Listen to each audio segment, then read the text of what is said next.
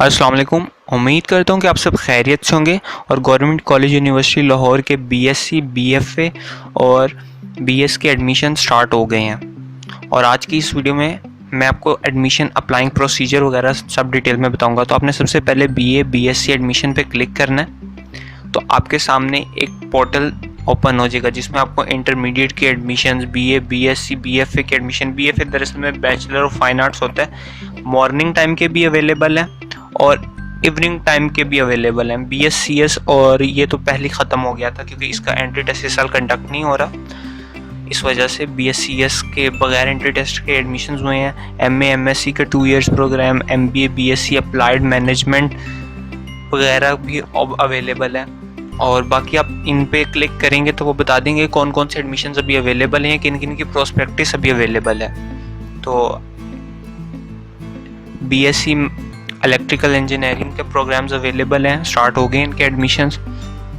International students के लिए जो बाकी डिटेल्स हैं वो आपको इस पर क्लिक करके पता चल जाएंगी। तो मैं अभी बीएस इलेक्ट्रिकल इंजीनियरिंग पे क्लिक कर रहा हूँ। जो मिनिमम रिक्वायरमेंट्स हैं वो मैं आपको बता देता हूँ कि आपका जो प्रोग्राम स्कीम्स हैं, आपकी जो सब्जेक्ट प्रोग्राम्स हैं, आपने या तो प्री मेडिकल रखा हो या प्री इंजीनियरिंग रखी हो। प्री मेडिकल आपने एडिशनल मैथ के साथ रखा हो तो आप इलेक्ट्रिकल इंजीनियरिंग में अप्लाई कर सकते हैं और मिनिमम मार्क्स की रिक्वायरमेंट 60% होती है। बाकी जो बीएससी जिन्होंने विद फिज़िक्स एंड मैथमेटिक्स की है वो अप्लाई कर सकते हैं। और जो डीएई और बीटेक के स्टूडेंट्स हैं वो फॉलोइंग टेक्नोलॉजीज़ में अप्लाई कर सकते हैं, जो कि आपके सामने स्क्रीन पे शो हो रही हैं कि इलेक्ट्रिकल, इलेक्ट्रॉनिक्स है, इंस्ट्रूमेशन है, प्रोसेस कंट्रोलिंग है, एवियोनिक्स वगैरह है।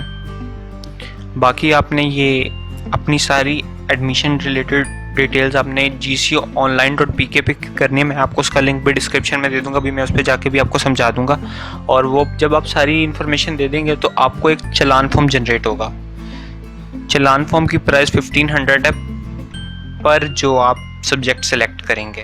तो फिर आपने उसकी जो पेड चलान कॉपी है, सॉफ्ट कॉपी, वो आपने अपनी उस पोर्टल में जाके अपलोड करनी है। क्योंकि जब तक आप वो अपनी पोर्टल में वो वाली फ़ोटो कॉपी अपलोड नहीं करेंगे, वो सॉफ्ट कॉपी, तब तक आपको वो एडमिशन फॉर्म की प्रिंट नहीं मिलेगा जो आप डाउनलोड कर सकें और इनको कोरियर के ज़रिए भेज सकें। क्योंकि आपको वो जो एडमिशन फॉर्म का जो सारा प्रिंट निकालना है वो फिर आपको इनके ऑफिस, एडमिशन ऑफिस में भेजना है। वो चाहे आप बाय हैंड भेज दें या कोरियर जो टीसीएस, डीएचएल वगैरह के होते हैं, आप उनके ज़रिए भेज सकते हैं। और लास्ट डेट जो अप्लाई करने की है वो 9 अक्टूबर है। इनकम्प्लीट आपने इन्फॉर्मेशन दी होगी और अगर आपने अपने ड्यूज़ नहीं जमा करवाए होंगे तो आपकी जो एप्लीकेशन है वो कैंसिल कर दी जाएगी। एलिजिबिलिटी और मार्क्स डिटेल्स ये हैं कि आपके 60% मार्क्स होने चाहिए, क्योंकि ये पाकिस्तान इंजीनियरिंग काउंसिल की मैंडेटरी रिक्वायरमेंट है। किसी भी यूनिवर्सिटी में आप इसके बगैर एडमिशन नहीं ले सकते।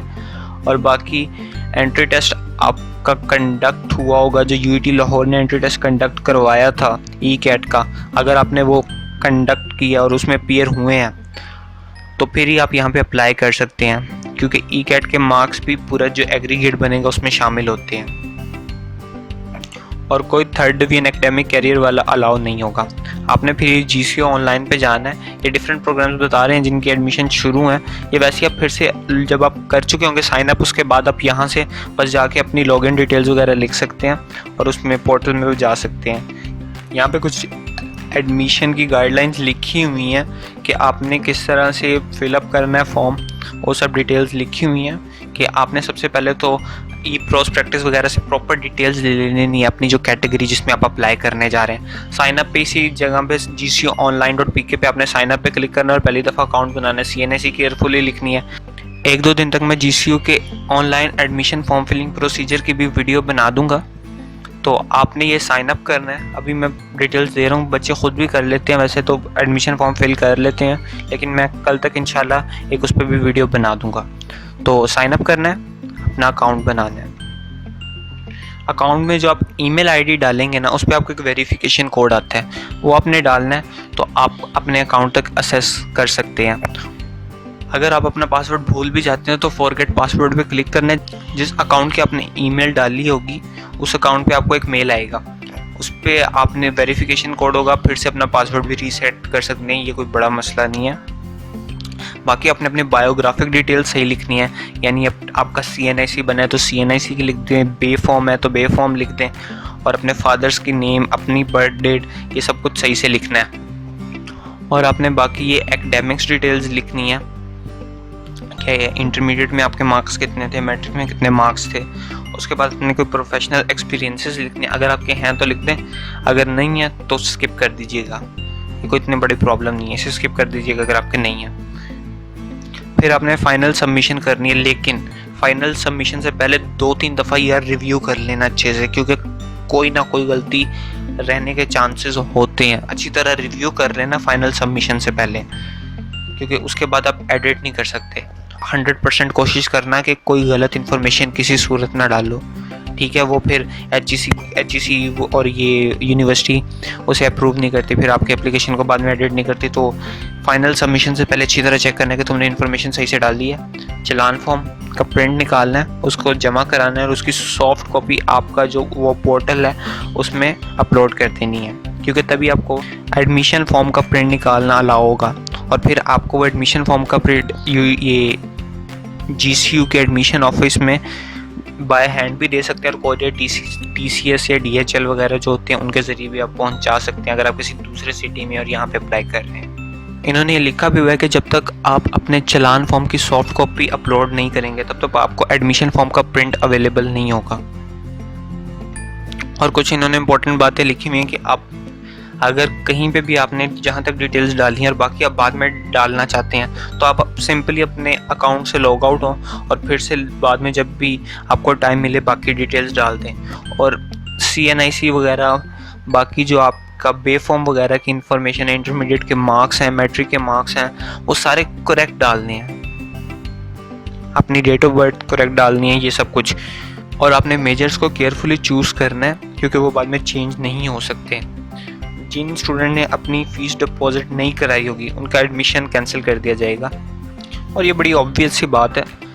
बाकी आपने सॉफ्ट कॉपी चलान की डालनी है, वो मैं आपको पहले भी 3-4 दफ़ा बता चुका हूँ, और ये मैंडेटरी यानी लाजमी है कि आपको जो वो प्रिंट मिलेगा एडमिशन फॉर्म के डॉक्यूमेंट्स का, वो आपने GCU लाहौर के एडमिशन ऑफिस में बाय कोरियर बाय हैंड देना। ये भी मैं आपको 2-3 दफ़ा बता चुका हूँ।